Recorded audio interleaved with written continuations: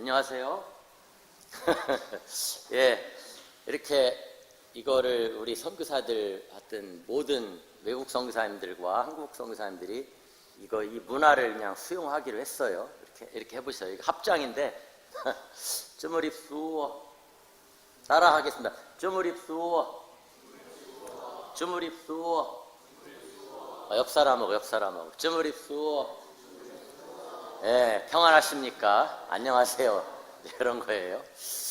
예, 슬라이드 좀 올려주시고요. 너무 반갑고 감사합니다.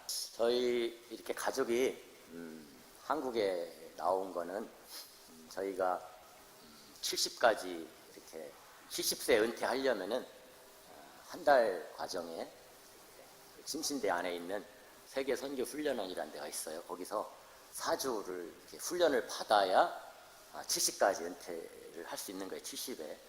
그렇지 않으면 이제 2년 후에 65세에 은퇴를 해야 되는데 당연히 저걸 받아야 이제 70까지 가는 거니까 그래서 교단 선교부에서 저희에게도 이렇게 왔습니다. 홍사님은 이제 63세니까 2년 후에 이렇게 은퇴하실 거예요? 아니면은 70까지 갈 겁니까? 이 훈련을 받으시면은 이렇게 65세 전에 올해나 내년까지는 이제 받아야 되는데 내년에 저희 센터교회 전도사님이 침신대학원 3년 과정으로 이제 올 거예요. 그러면 전사님도 없는데 저까지도 없으면 이제 교회가 어려우니까 올해 이제 제가 이 훈련을 받아야만 되는 거예요. 또 어머니가 대장암 수술을 받았어요. 이렇게 배변을 못 하셔서 연세가 90인데 근데 이제 90이니까 치료는 못 하잖아요. 항암도 못 하고. 그래서 막 암이 지금 퍼지고 있는 그런 상황이라 얼마 못 사시기 때문에 어떻게든지 이번에 나와서 이렇게 어머니도 좀 뵙고, 그 다음에 이제 아내나 제가 재혼한 아내나 이렇게 딸을 어머니가 보고 싶어 하잖아요. 이렇게 어머니 돌아가시기 전에 나와서 한번 인사하고 그럴 생각으로 이렇게 제가 이 훈련을 받기 위해서 두세 달 전부터 준비를 이제 했습니다. 근데 저희는 제가 이제 2016년에 우리 아내가 우리 가족 곁을 떠나서 하늘나라 갔고 2년 동안 힘든 삶을 살다가 우리 이제 제가 지금 살고 있는 그 지역에 초등학교 선생님 하는 우리 잔튼 선생님하고 재혼을 했습니다.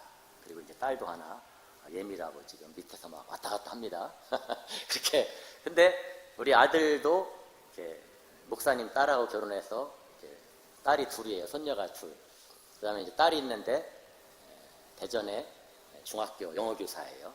그래서 그 재혼한 이후에 저나 우리 한국에 있는 아들이나 딸하고는 그런 거에 대한 얘기를 안 했어요. 아빠 어떤 분이에요? 뭐 아빠 혹시 아기 있어요? 뭐 물은 적도 없고, 저도 또 와가지고 만나면은 야 니네 왜 그런 거 안 물어봐? 이럴 수도 없고 그냥 각자 알아서 막 이렇게 사는 그런 상황이었는데, 이게 이제 훈련에 아내와 반드시 받아야 되는 그런 상황이기 때문에 혼자는 안 되는. 근데 이제 아내와 우리 예미는 캄보디아에서 이제 혼인신고와 출생신고가 돼 있는데, 한국에 이제 오려면은 또 한국에도 출생신고라든가 혼인신고가 돼야만 그나마 이렇게 비자 받는 거 이런 거를 쉽게 할 수 있는 거예요. 그런데 아들한테 딸한테 아빠가 이런 상황이란 거를 운을 떼기가 굉장히 어려웠어요. 그렇지만 상황이 이러니까 제가 우리 아들한테 카톡을 길게 해서 아빠 65세 은퇴할까? 70에 은퇴할까? 아빠 당연히 70까지는 해야죠. 자기도 부담이잖아요. 빨리 은퇴하면은. 근데 아빠가 사실 그렇지만 이렇게 혼자는 안 되기 때문에 재혼한 아내와 이렇게 딸과 함께 가야 되는 그런 상황이다. 쉽지 않아서 너한테 이렇게 얘기하는 거다. 근데 우리 아들은 그냥 순수하게 아빠 좋아요. 그냥 그렇게 하세요. 대신 뭐 저는 이렇게 왔을 때 아빠만 만날 생각이에요. 그래서 저는 오케이. 좋았어요. 그 이제 그럼 아들 차릉아 찬송이한테도 네가 좀 그 아빠한테 카톡 받은 내용을 좀 얘기해줘라. 왜냐면은 우리 딸이 엄청 날카로워요. 얼마나 날카로우냐면은 제가 막 전에 우리 천국 간 아내에게 잘못했던 거를 거의 그냥 하나도 안 빠지고 다 기억했다가 한번 화나면 막 그냥 아빠한테 들이대미는데 견딜 수가 없이 막 만들 정도로 그 정도로 거기다가 또 신앙생활은 잘 하지만 또 저기에요. 그러니까 임용을 26에 받았는데 학교 교사로 26에 전교주에 들어간 거예요. 전교주에. 지금 뭐 전교주가 우리 딸 얘기로는 많지 않다고 하더라고. 젊은 사람도 별로 없고 26에 전교주 오는 교사는 자기 하나 유일하다는 거예요. 막 그 정도로 하여튼 뚜렷합니다. 가치가. 그러니까 막 제가 이렇게 아들한테 좀 해달라 그랬더니 우리 아들도 힘든 거예요. 예. 또 우리 아들은 또 보수예요. 그러니까 아빠가 좀 하면 안 되겠냐고. 제가 딸한테도 이제 아들한테 했던 것처럼 카톡을 보냈는데 답장 오기를 아빠 나는 아직도 마음에 준비가 안 됐다는 거예요.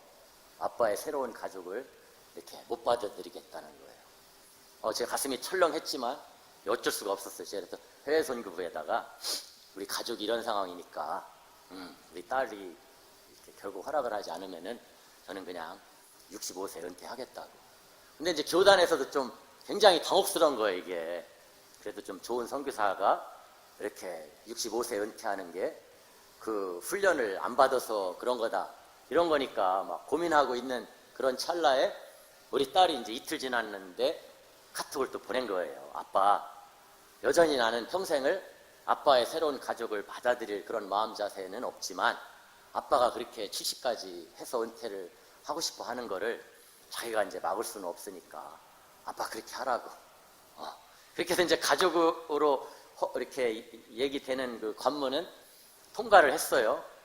그래서 3달 뭐 하여튼 전부터 아내 이렇게 혼인신고하고 우리 딸 출생신고하고 한국에서는 뭐 3일, 일주일 정도 다 있잖아요. 그런 기간이.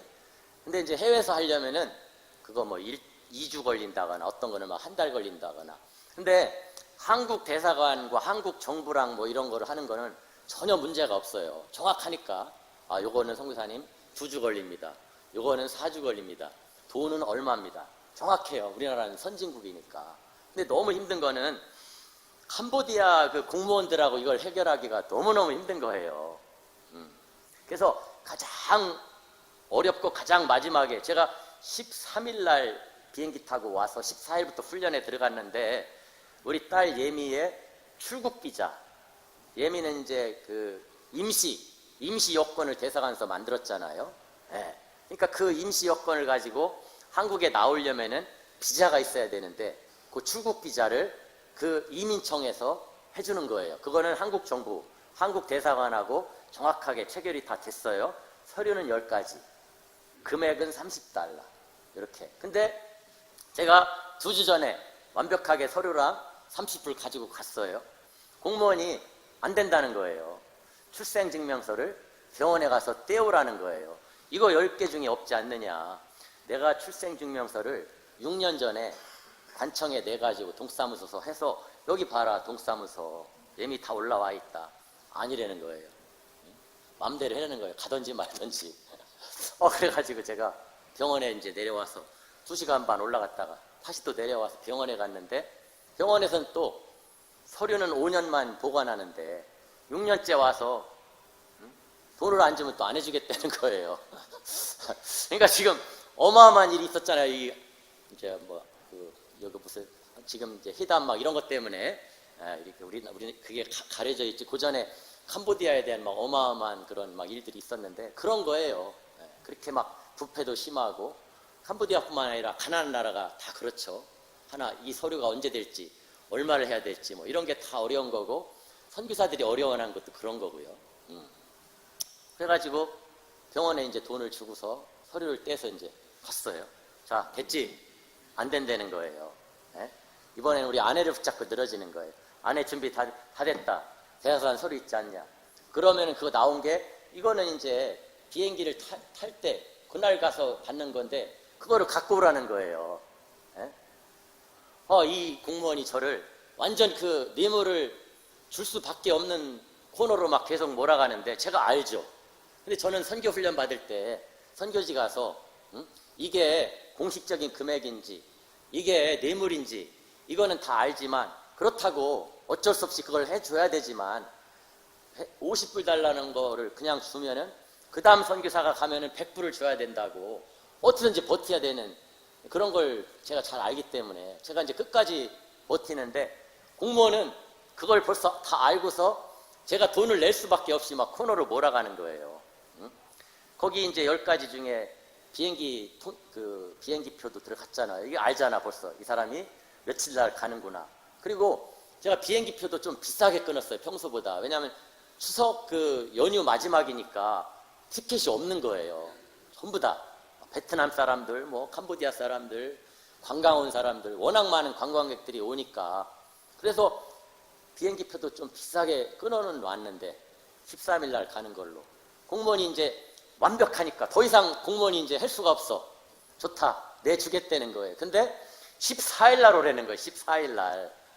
13일 날 비행기를 타야 되는데 14일 날. 막 절망감이 너무나 밀려오는 거예요. 30불짜리를 우리 아내를 따로 부르더니 아내가 이제 나와서, 당신 남편 왜 저러냐, 다른 사람은 안 그러는데 150불 주면 되는데 왜 그리 안 주냐. 우리 아내가 나와가지고 150불 주면은 이틀 전인가 해준다고 얘기했다고 막. 제가 막 너무나 절망감이 밀려왔지만 방법이 없으니까, 그래 좋다, 이민청에 국가 계좌가 있지 않느냐, 불러라, 내가 쏜다, 나 현금 없다. 공무원이 뭐라고 했겠어요? 에? 안 된다는 거예요. 현금 가져오라는 거예요. 제가 은행 가서 현금 150불을 찾아서 오는데 정말 견딜 수가 없는 거예요. 내가 이런 미개한 나라를 위해서 20몇 년을 바쳤나, 막 이런 생각을 하니까 눈물 나고 견딜 수가 없고, 그 150불을 주고 확인서를 받아서 2시간 반을 막 내려오는데 너무너무 제가 막 화가 막 나가지고 우리 아내가 막 여보 왜 그러냐고, 사고 나겠다고 이럴 정도로 막 제가 경직돼 있었어요. 또 제가 더 그날 또 힘들었던 거는 그 전주에 와보셨잖아요. 막 돈퍼에 뭐 한 주에 3번 가야 되고, 또 시골 다른 마을도 막 가야 되고, 지금 초등학교 한 군데 교실 2개도 막 짓고 있고, 근데 길이 막 우기게 마지막이라 완전 막 이러니까 그 스페어 타이어를 밑에다 달아서 이렇게 매놓은 고리가 하도 덜컹거리니까 이게 잘라져 가지고 바퀴가 떨어져 나간 거예요. 이제 스페어 타이어가. 그게 막 흙에 잔뜩 묻은 거를 또 안에다 넣을 수는 없고, 뒤 짐칸에다 이제 싣고 어쩔 수 없이 시간도 없고, 또 어떤 날은 뭐 아침 일찍 가야 대사관 갔다가 이민청 가니까, 그날도 호텔에 이제 저가 호텔에 가서 자고 아침에 이제 가려고, 대사관 가려고 운전을 하려고 이렇게 문을 여는데 뭔가 허전해요. 예. 뒤에 적재함에 이렇게 놨던 바퀴를 밤에 도둑놈들이 가져간 거예요, 이제. 그러니까 막 더 화가 나는 거야, 더 화가. 뭐 이런 이런 흉악한 나라를 위해서 내가 이 젊음을 내가 바쳤나, 막 이런 생각이 막. 어쨌든 최종적으로 그렇게 해가지고 왔잖아요. 예. 비행기 탔는데 뭐 아내나 얘면 너무 좋아하잖아. 막 비행기에 뭐 우리 막 저는 막 기쁘지가 않은 거예요. 막 밤에 잠도 안 오고 비행기에서도 막 꼬박 제가 거의 잠을 못 잔 것 같아요. 너무 화가 안 풀리고 속상하고. 예. 근데 이제 어머니가 그렇게 얼마 못 사시고 그래서 이번에는 될 수 있으면은 제가 많이 찾아뵈려고 레이라고 소형차 기아 그거를 55만 원인가 56만 원인가 한 달 이제 예약을 렌트를 했어요.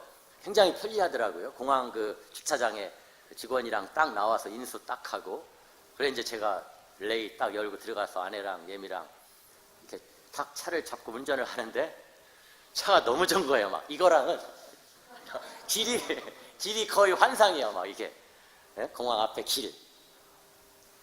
캄보디아에서 워낙 막 이렇게 살다가 뭐 브레이크를 약간만 잡아도 막 잡히고 막 거기다 인천대교 16km 올라섰는데 막 예미랑 아내가 난리가 난 거예요. 막 아빠 차가 막 하늘로 올라간다고 하고 막 그 풍경이나 이런 게 너무나 마음이 이렇게 풀어지고, 그러면서 제가 선교사님들 생각이 나는 거예요. 우리나라도 120년 전에 캄보디아 같은 나라였지. 어쩌면 더 미개한 나라였지. 그런 나라에 선교사님들이 와서 우리가 이런 어마어마한 나라가 됐지. 이런 생각이 드니까 너무나 감사하고 또 마음이 풀어지고. 다음 우리 루비 켄드릭 선교사님 생각이 더 많이 났어요, 제가. 선교훈련 받고 캄보디아 가기 전에 양화진에 갔었잖아요. 네. 저 루비 켄드릭 선교사님 묘비가 저희에게 굉장히 감동이 됐었어요. 조선에 억눌린 여자들을 위해서 정말 이름도 없는 그런 여인들의 삶을 위해서 처녀의 몸으로 훈련받아서 한국에 오셨다가 과로하시고 풍토병에 9개월만 사역하고 소천에서 양화진에 묻히셨어요. 양화진 묘비에 내 인생이, 내 삶이 1000개라면 나는 그 1000개의 삶을 조선을 위해 바치겠다.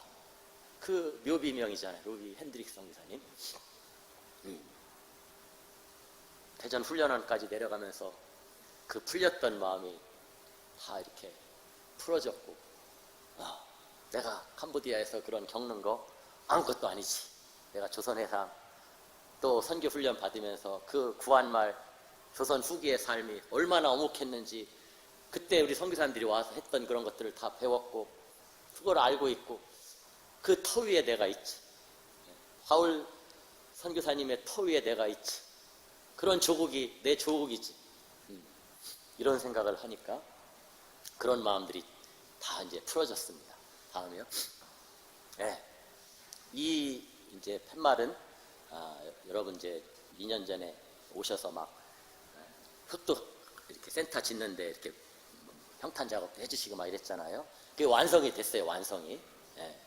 그래서 우리 돈포의 미사강변교회가 우리 7개 공동체 교회, 또 요즘 이제 가정교회 사역을 시작했어요. 어린이 가정교회, 시골에 교회 없는 마을들을 위한 그런 어린이 가정교회 사역들을 이제 해서 그렇게 10개 공동체가 상시 모여서 훈련하고, 예수님이 오늘 말씀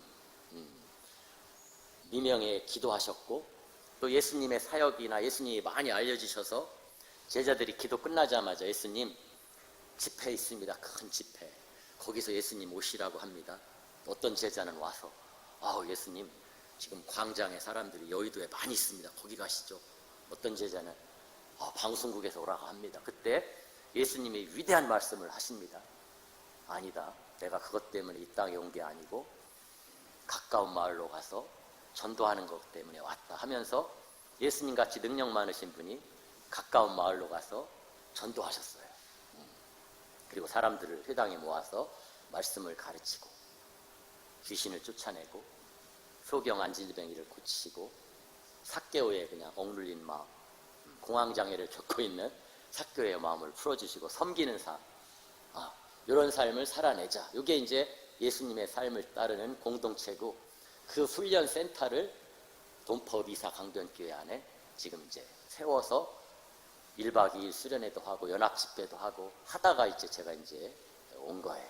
다음 사진이요. 요거는 그런 철학을 하나로 딱 이렇게 해서 모든 우리 공동체 교인들이 이 철학 안에서 그런 가치관을 갖고 예수님처럼 제자들처럼 그런 삶을 살아내서 땅끝까지 이르러 제자되는 삶을 살자. 이런 이제 목표고요. 다음이요. 네, 저거는 이제 그 다음 사진 먼저 보여주시겠어요?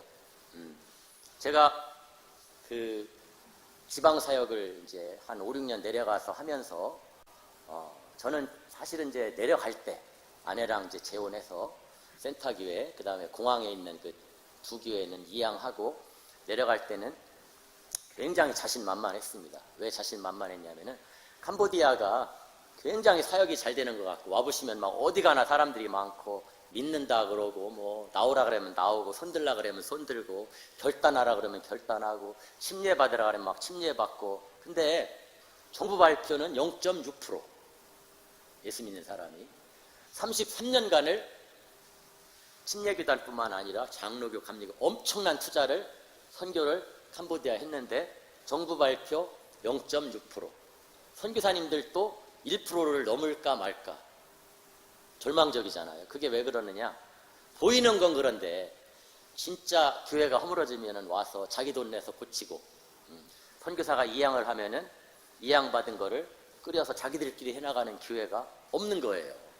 근데 저는 하나님 은혜로 아내가 2년 동안 그렇게 힘들게 암투병하다 천국 갔지만, 또 제가 그 뒤에 캄보디아 가서 3년 만에 제가 철수를 한 거예요.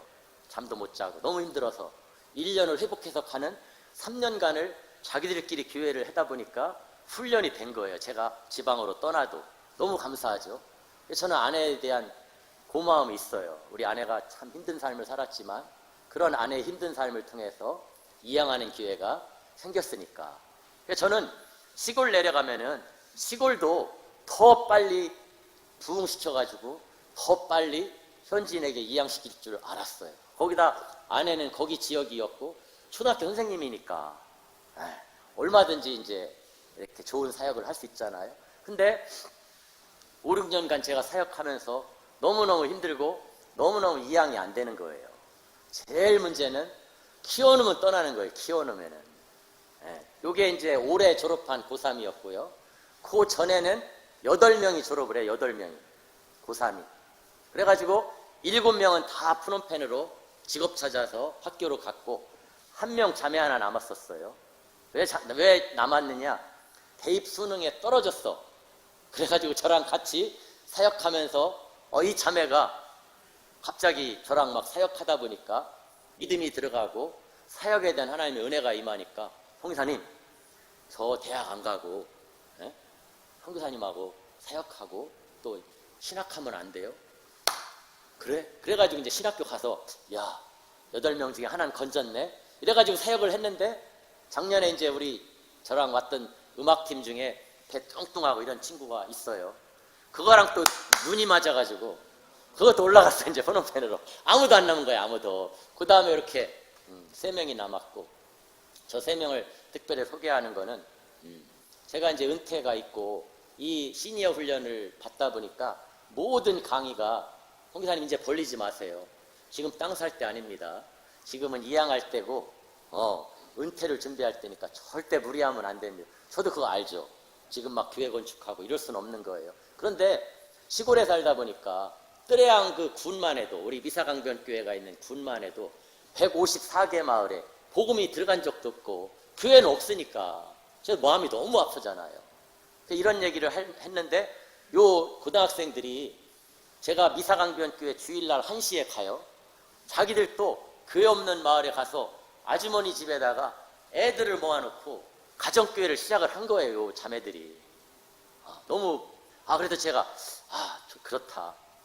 캄보디아 시골을 위해서는 땅 사서 건물 짓는 건 어렵지만 이런 사역은 내가 얼마든지 할 수 있지 않을까. 이걸 넓혀서 또 넓혀서. 근데 고3 시험 보고 대학 합격하고 하니까 여지없이 떠나는 거예요. 제가 군교회가 아이들은 많아도 청소년 어른은 많지 않잖아요. 20명, 어떤 때는 15명.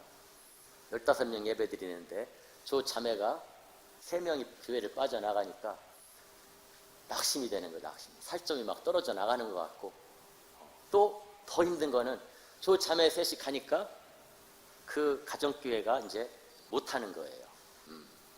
근데 이건 절망이잖아요. 또 너무나 또 감사하고 희망적인 거는 다음 사진이요. 요거는 우리 교회 그 군에 있는 뜨레양 교회에 중학교 3학년 아이들 2명, 중학교 2학년 아이들 여자 셋이 그 중학교 2학년 머리찐맨 그 자매 그 집에서 언니들이 한 것처럼 저렇게 또 하는 거예요. 중학생들이. 좀 절망이지만 희망이죠. 그래. 고등학교 3학년이 떠난다 해도 고등학교 2학년 1학년 애들 가지고 또 다른 마을 하면 되니까, 예수님이 가까운 마을들로 가자. 그거를 또 실천할 수가 있으니까.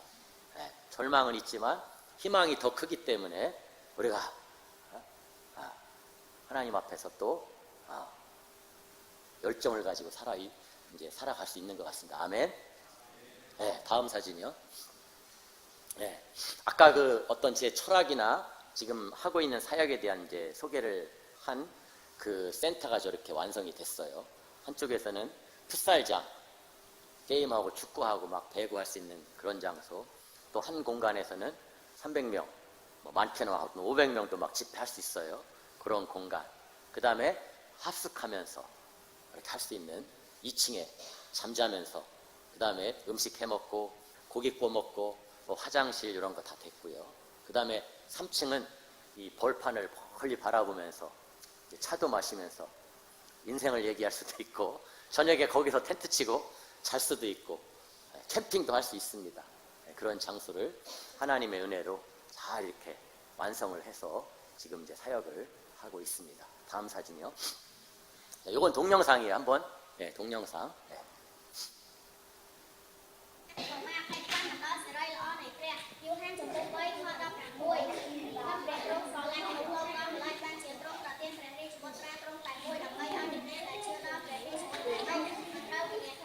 네, 저게 뭐냐면은 그런 어떤 그 예수님의 삶, 그리고 이제 성경을 잘 이렇게 요약을 해서 3분 복음을 만들었어요. 제가 만든 건 아니고 필리핀에서 그걸 잘 하는 선교사님이 계셔서 가서 우리 사역자들하고 배워왔어요. 그런 3분 복음 받고. 그래서 이제 캄보디아에 돌아와서 이거를 이제 번역했더니 3분 갖고 안 되는 거예요. 우리는 이제 성령. 캄보디아 말의 성령이 뿌레야 위니연 보리솥, 어떤 영적인 게 막 임하는, 이렇게 플러스는 이런 거니까 그 5분 막 6분 나와. 막 외우게 교인들 다 외워가지고 전도를 나갔는데 서가지고 그 전도를 받는 사람 앞에서 5분 막 6분을 막 외워야 되니까 당황을 해, 당황을. 그래서 야, 이래서는 안 되겠다. 아, 필리핀하고 캄보디아는 좀 다르다. 이래서 제가 이제 창조, 창세기 1장 1절, 그 다음에 죄, 그 로마서 3장 23절, 모든 사람이 죄를 지었다. 그 다음에 하나님의 그 독생자 예수, 요한복음 3장 16절, 요거를 짧게 한 30초 정도 해서 이렇게 전도할 수 있는 이런 훈련을 지금 하고 있는 거예요. 이렇게 그런 거, 또 중학생들에 맞는 그런 전도 훈련, 그렇게. 그 다음에 그걸 가지고 또 하는 거예요. 저도 매주 토요일 날 예미랑 아내랑 3시서 4시, 3시서 4시 1시간 동안 전도 매번 하죠. 아니, 캄보디아 뭐 선물 준다 그러면 많이 오는데 단기팀 중에 물어봐요. 저한테 뭐로 그렇게 선교사님 전도를 하시냐고. 그런 건 아닌 것 같아요. 선물 싸놓고 온 교회는 1000명이 오면은 1명도 안 남는 것 같아요. 근데 힘들지만 전도 나가서 한 영혼들은 그렇진 않잖아요.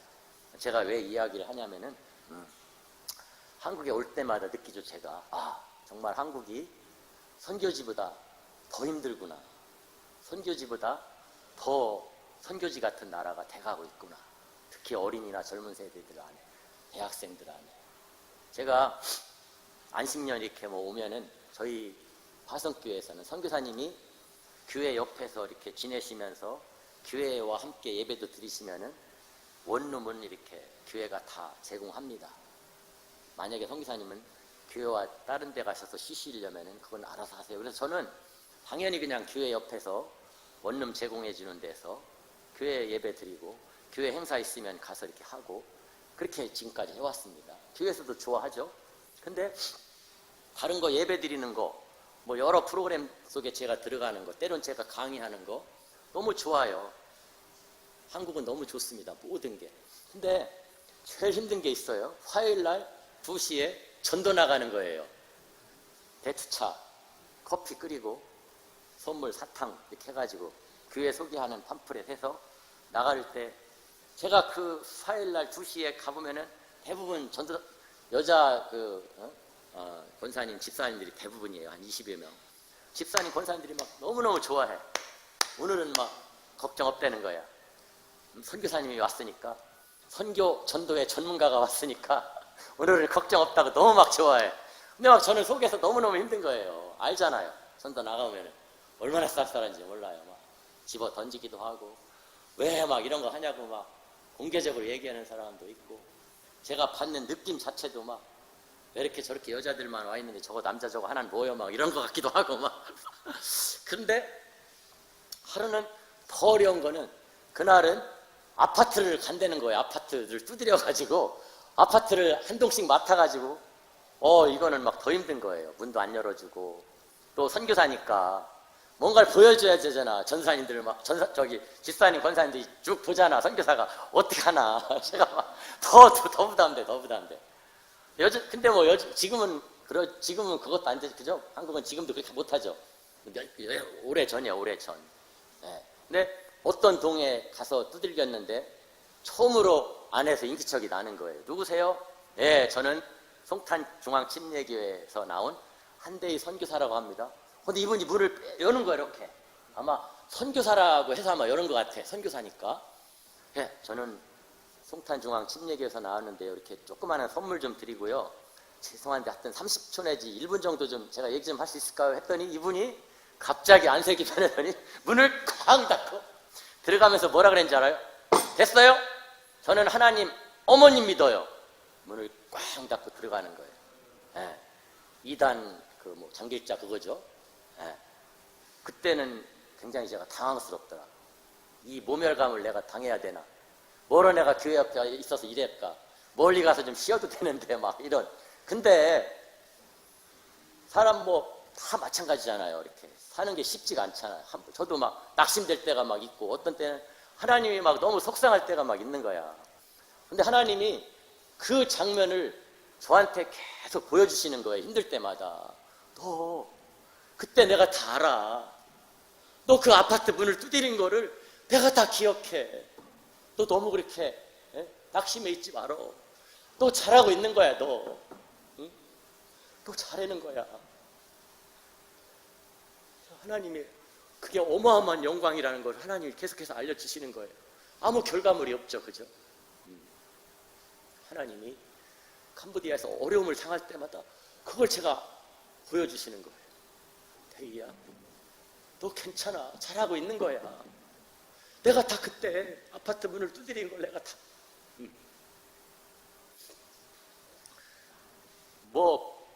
지금 그런 상황인지 학교에 가서 할지 이런 건 제가 잘 모르겠어요. 그렇지만 어려워지는 거는 그런 거는 그건데 여전히 우리는 또 가까운 마을로 가야 하잖아요. 가까운 사람에게, 가까운 가족에게, 가까운 동료에게 가야 되잖아요. 여러 어려운 상황이 있어요. 그죠? 그거 여러 가지 혼란하고 복잡하죠. 그건 건데 가까이도 안 가. 더 문제인 거예요. 그게 이제 더. 제가 충북대라는 대학교를 나왔어요.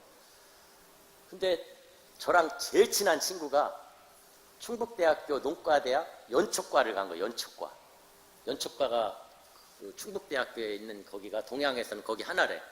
거기가 어떤 과냐면은 담배 연구하는 데야. 이제 어떻게 하면 사람들이 담배를 많이 피게 하나, 어떻게 니코틴 함량을 어떻게 해야만, 그 다음에 이 태양초를 얼마를 넣고 찌는 담배를 얼마나 넣어야 되는지. 그러니까 그 친구가 만나면 내가 너무 불쌍한 거예요. 이름이 김재평이라고. 재평아, 교회 가야지. 제가 그 얘기만 했어요.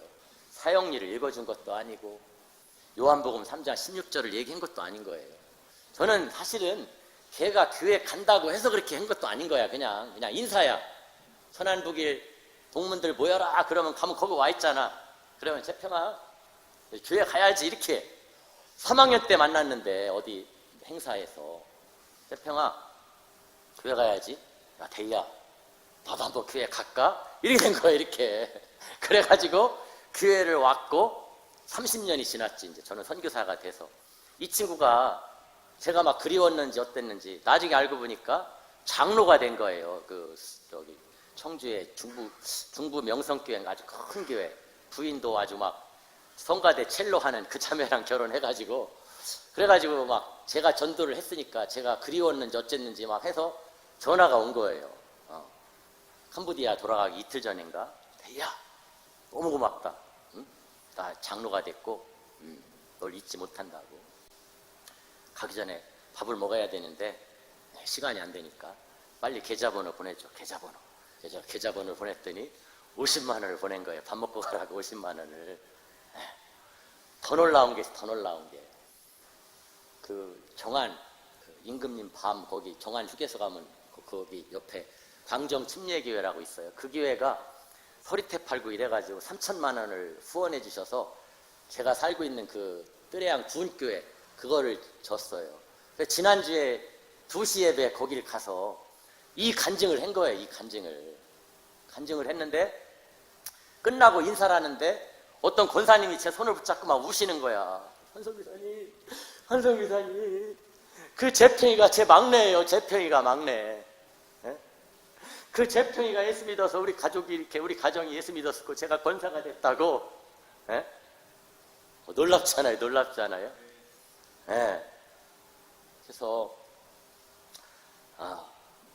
우리가, 저도 이제 친구들도 만나고 막 그러면은 뭐 막 교회 막 그러면은 제가 너무 막 좀 속이 상해. 예? 친구만 아니면 야 이제 그런 얘기 하지 마라. 아유 좀 그건 그거고 좀 전도 좀 하고 그냥 예수님 같이 살면 되지, 이런 얘기를 하려다가도 이제 뭐 친구들 오래간만에 만나는데 또 뭐 그러면은 뭐 그래서 막 마음에는 그런데. 예. 그리고 또 제가 선교사가 된 게 너무 또 감사한 게 또 그런 거죠. 예. 그래도 선교사가 돼서 또 이렇게 조각조각 신학을 해서 안수도 받고 이러다 보니까 교회가 너무나 이제 소중하고, 또 교회 역사 속에서 지금같이 이렇게 어려운 때가 지금만 있는 건 아니었거든요. 근데 하나님은 또 그런 연약한 교회를 통해서 그 어려움들을 극복해 내셨거든요. 그래서 지금 2000년 역사가 이렇게 오는 건데, 우리는 너무나 막 단편적으로 교회에서 막 일어나는 일 이런 것 때문에 막 너무 속상해하고, 모이면은 주제가 막 그런 거가 되고 막 이런 게, 물론 저도 여기 살았었으면은 똑같을 수도 있을 거예요. 그렇지만 예수님 얼마나 위대해요. 십자가 진 것만 위대한 거 아니고, 부활하신 것만 위대한 거 아니고, 그 어마어마한 능력 가지신 예수님이 가까운 이웃에게, 가까운 가족에게, 가까운 시장으로, 가까운 아파트 단지로 가신 걸 보여주셨고, 그것 때문에 내가 왔다고 얘기를 했잖아요. 네, 그래서 우리가 하여튼 힘든 건 힘든 거고, 그건 그거고, 또 저는 뭐 이렇게 많진 않지만 한 3주 있어 보니까 한국도 굉장히 희망적인 것도 제가 많이 봤어요. 에이펙 하면서도 그렇고, 막 젠슨황 그 와가지고 이재용 그 현대 셋이 만나서 막 으쌰으쌰 하는 거 보니까 저는 좀 격려가 되더라고. 한국이 이렇게 그런 어마어마한 회장들이 미래를 위해서 막 정치야 막 어떻게 가고 막 이런 거는 그냥 그런 거고, 그런 게 저는 굉장히 격려가 됐어요. 정치권 막 이래가지고 난리 나는 건 그런 거지만 그런 막 정말 멋진 분들이잖아요. 그분들이 모여서 앞으로 AI 세대를 위해서 우리가 뭐를 할지 막 고민하고 투자하겠다고 하고 막 이런 거가, 저는 결코 하나님이 우리 한민족을 안 버리셨구나, 한민족을 또 쓰시겠구나, 한민족에 뭔가 위대한 일이 일어나겠구나, 그런 생각이 제가 들었습니다. 아멘. 자, 우리 눈 감고 한번 기도했으면 좋겠어요. 기도했으면은, 하나님, 제가 일어나는 여러 상황으로